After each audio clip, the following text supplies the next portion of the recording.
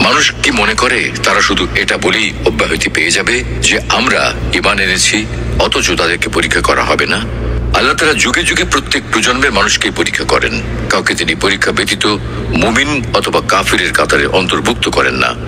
যেমন আল্লাহ তাআলা বলেন, وَلَقَدْ فَتَنَّا الَّذِينَ مِن قَبْلِهِمْ فَلَيَعْلَمَنَّ اللَّهُ الَّذِينَ صَدَقُوا وَلَيَعْلَمَنَّ الْكَاذِبِينَ।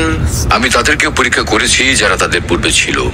আল্লাহ অবশ্যই জেনে নেবেন যারা সত্যবাদী এবং নিশ্চয়ই জেনে নেবেন যারা মিথ্যাবাদী। আলোচ্য আয়াতগুলো সেই সব সাহাবীদের ব্যাপারে নাজিল হয়েছিল যারা মদিনায় হিজরতের প্রাক্কালে কাফেরদের হাতে নির্যাতিত হয়েছিলেন। কিন্তু এগুলোর উদ্দেশ্য ব্যাপক। সর্বকালের মুমিন ও সৎ কর্মপরায়ণ ব্যক্তিগণ বিভিন্ন প্রকার পরীক্ষার সম্মুখীন হয়েছেন এবং হতে থাকবেন। প্রখ্যাত সাহাবী সাদ রাদিয়াল্লাহু তাআলা আনহু বলেন, আমি প্রশ্ন করলাম, হে আল্লাহর রাসূল, মানুষের মধ্যে কাদের বিপদের পরীক্ষা সবচেয়ে কঠিন হয়? তিনি বললেন, নবীদের বিপদের পরীক্ষা, তারপর যারা নেককার তাদের, এরপর যারা নেককার তাদের বিপদের পরীক্ষা। মানুষকে তার ধর্মানুরাগের অনুপাত অনুসারে পরীক্ষা করা হয়।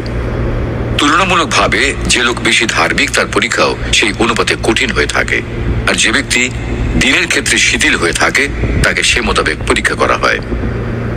আল্লাহ তাআলা আমাদেরকে এই দুনিয়াতে অবশ্যই কিছু না কিছু দিয়ে পরীক্ষা নেবেন, এতে কোনো সন্দেহ নেই। তিনি অত্যন্ত জোর দিয়ে কথা বলেছেন। কারো বেলায় সেই পরীক্ষা হয়তো চাকরি হারিয়ে অভাবে জীবন পার করা, কারো বেলায় হয়তো বাবা মা, স্বামী স্ত্রী বা সন্তানের জটিল অসুখের চিকিৎসায় দিনরাত সংগ্রাম করা, কারো বেলায় হয়তো নিজেরই নানা ধরনের জটিল অসুখ, কারো বেলায় আবার জমি জমা সম্পত্তি নিয়ে আত্মীয় স্বজনদের সাথে শত্রুতা, দুশ্চরিত্র স্বামী, পরপুরুষের আসক্ত স্ত্রী, মাদকাসক্ত ছেলে, বাড়ি ছেড়ে পালিয়ে যাওয়া মেয়ে, কোনো না কোনো সমস্যা আমরা পড়বই। এই সমস্যাগুলো হচ্ছে আমাদের জন্য পরীক্ষা। পৃথিবীতে আমরা পরীক্ষা দিতে এসেছি, এটাই হচ্ছে জীবনের সবচেয়ে বড় বাস্তবতা।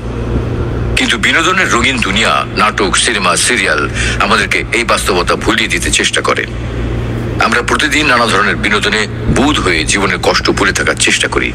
যতক্ষণ বিনোদনে ডুবে থাকি ততক্ষণ জীবনটা আনন্দময় মনে হয়। তারপর বিনোদন শেষ হয়ে গেলেই অবসাদ, বিরক্তি, একঘেয়েমি ঘিরে ধরে। ধীরে ধীরে এক সময় আমরা জীবনের প্রতি ক্ষুব্ধ হয়ে উঠি। কেন আমার নেই, কিন্তু ওর আছে? কেন আমার বেলায় এরকম হয়, অন্যদের কেন এরকম হয় না? এইসব অসুস্থ প্রশ্ন করে আমরা আমাদের মানসিক অশান্তির জ্বালানি যোগাই। সমাজে এত যে হতাশা, তার মূল কারণ হলো আমরা পৃথিবীতে পরীক্ষা দিতে এসেছি এই বাস্তবতাটা ভুলে যাওয়া। আল্লাহ তাআলা মানুষকে যেভাবে পরীক্ষা করেন, আল্লাহ তাআলা মুমিন বান্দাদের নানা ধরনের পরীক্ষা করেন। এই প্রসঙ্গে তিনি নিজেই ইরশাদ করেন, وَلَنَبْلُوَنَّكُمْ بِشَيْءٍ مِّنَ الْخَوْفِ وَالْجُوعِ وَنَقْصٍ مِّنَ الْأَمْوَالِ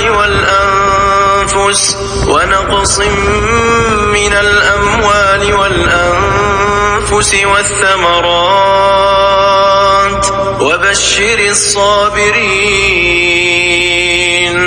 অবশ্যই আমি তোমাদের পরীক্ষা করব কিছুটা ভয়, ক্ষুধা, ধন সম্পদ ও জীবনের ক্ষতি এবং ফল ফসল বিনষ্টের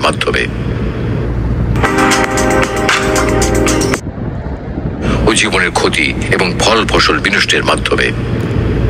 আল্লাহ তাআলা আমাদের কিভাবে পরীক্ষা নেবেন তার কিছু উদাহরণ তিনি দিয়েছেন। পরীক্ষাগুলো কেমন হবে, পরীক্ষা দেওয়ার আগেই যদি সেই সম্পর্কে ধারণা থাকে তাহলে আমরা পরীক্ষা দেওয়ার আগেই তৈরি থাকব।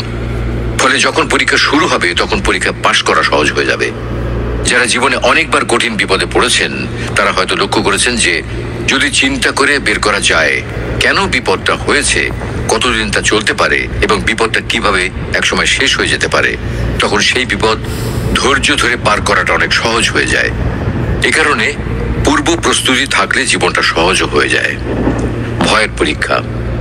আল্লাহ তাআলা মুমিন বান্দাদের যে পরীক্ষাগুলো নিতে পারেন তার একটি হলো ভয়।